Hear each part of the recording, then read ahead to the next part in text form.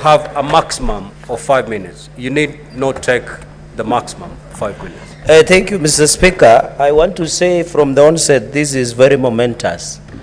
This is the true test of Constitution 2010, because in history we are used to impeaching governors, not the Deputy President, Mr. Speaker, sir. On this process that has ongoing, Mr. Speaker, although as I begin, I want to wish my brother and friend Rigathi Gachagua a quick recovery after that unfortunate incident. Mr. Speaker, the process largely has gone on well until the adherence of Article 50, Mr. Speaker, where we have not succeeded in giving fair hearing to the to Deputy President, Mr. Speaker. The reading of Article 145, and I want to bring to the attention, 4, does not specify the timeline on which the Deputy President removal can be listened. It is only by the special committee that it provides for 10 days. So, Mr. Speaker, that was very unfortunate, Mr. Speaker, in the principle that justice should not only be done, but to be seen to be done, Mr. Speaker. Many Kenyans are asking questions, Mr. Speaker, what really happened? Number 3, Mr. Speaker, in observation, we didn't even allow state officers, a full-time governor, Mr. Speaker, to participate. This matter was decided in Constitutional Petition 204 of 2019, where state officers were barred by Justice Eric Ogolla, Mr. Speaker. When you look at the issues, Mr. Speaker, because of limitation of time, on various grounds, like, for example, on the grounds for renovation of the office of the Deputy President, the funds were appropriated by the National Assembly. Yet the same National Assembly is accusing the Deputy President, who is not even an accountant. The accountant is different person, Mr. Speaker. Or even on the KEMSA issue, on the bully, in the grounds that they have been set, Mr. Speaker, they are saying that the Deputy President bullied KEMSA, Mr. Speaker, but there is no proof that that tender was awarded to the specified companies that were provided, Mr. Speaker. On even the aspect of devolution, the chairperson of Intergovernmental IBEC is the Deputy President of the Republic of Kenya, Mr. Speaker.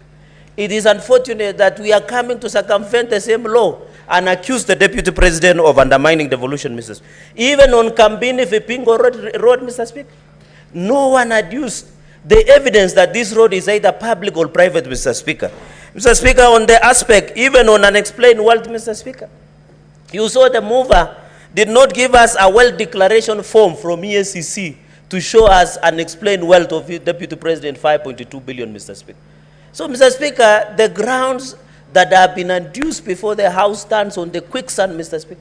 And if you realize, on the 11 grounds, the mover was on a fishing expedition, Mr. Speaker. And therefore, I don't know, because they say, Mr. Speaker, even when you read, I know impeachment proceedings either political, because it is impeachable, because they are neither high crimes, criminal, but based on the test of probabilities, Mr. Speaker. Mr. Speaker, and therefore, even when you look at many other aspects, Mr. Speaker, I want to challenge members, even as we go and vote, Mr. Speaker. If you see, as Francis Mboga, the play that was written in 1976, Mr. Speaker, they say, Mr. Speaker, if the madness of the nation disturbs a solitary mind, Mr. Speaker, it is not enough to say that man is mad, Mr. Speaker. Where we are at crossroads as a country, Mr. Speaker, whatever the outcome today, this country must move on, Mr. Speaker. We must proceed, Mr. Speaker. I know after today, the decision that we'll make today is not about the Deputy President. It's about the justice to Deputy President, justice to the people of Kenya, justice to each and every Kenyan who voted for the Deputy President, Mr. Speaker. And I want to finish by reading the book of Zechariah, chapter 8, verse 16, Mr. Speaker. I am preaching today, Mr. Speaker. And may it get to the souls, Mr. Speaker. Amen. Zechariah, Mr. Speaker, 8, verses 16. And even Glenn Washington, Mr. Speaker, and Morgan Heritage in Reggae, they say a man is not guilty until it is accused of being. Mr. Speaker, in Zechariah 8, verse 16, these are things that you are to do. Speak truth to each other and render true and sound judgment in courts. Senate, my colleagues, by the time you cast your vote, think about it. It is not about Rigathi. It is not about anybody else. It's about the Republic of Kenya. Our children, our nation, Mr. Speaker. I finish by saying,